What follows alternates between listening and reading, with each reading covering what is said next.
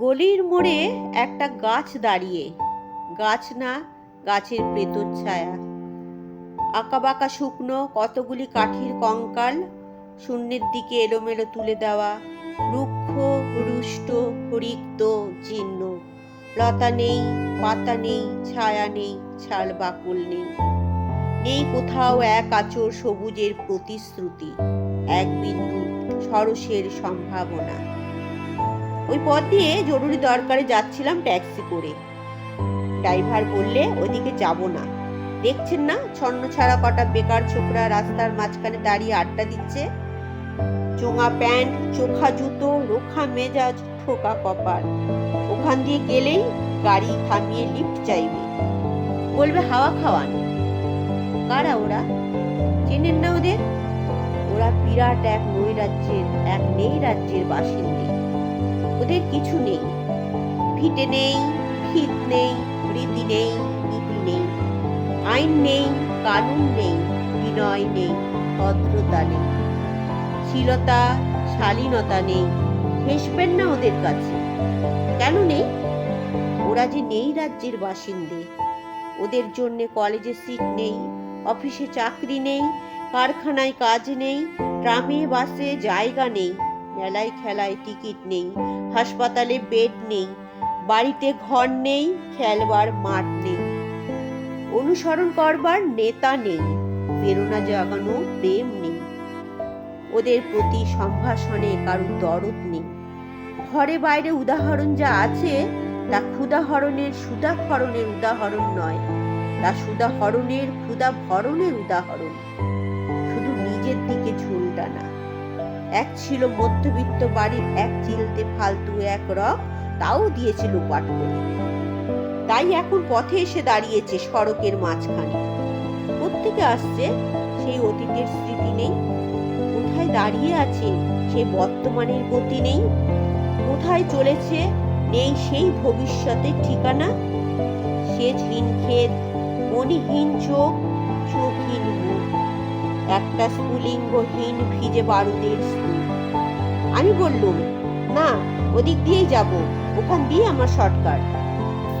ওদের কাছাকাছি হতেই মুখ বাড়িয়ে জিজ্ঞেস করলো, তোমাদের ট্যাক্সি লাগবে? লিফট চাই? আরে এই তো ট্যাক্সি, এই তো ট্যাক্সি, লে হালুয়া। সোল্লাসে চেঁচিয়ে উঠলো। ওরা সিটি দিয়ে উঠলো। পেয়ে গেছি, চল পান্সি বেলঘড়িয়া। তিনটে ছোকরা উঠে পড়লো ট্যাক্সিতে, একজন ড্রাইভারের পাশে আর দুজন পেছনের সিটে।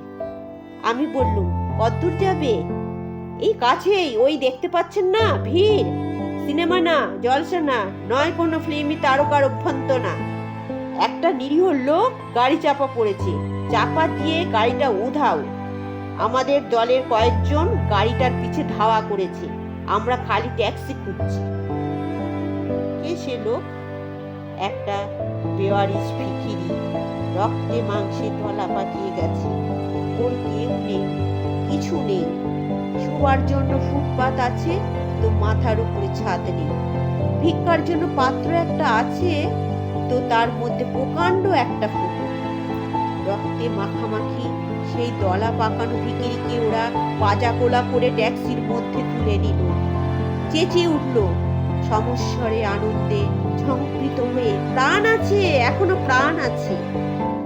রক্তের দাগ থেকে আমার ভব্যতা ও শালীনতাকে বাঁচাতে গিয়ে আমি নেমে পড়লুম তাড়াতাড়ি।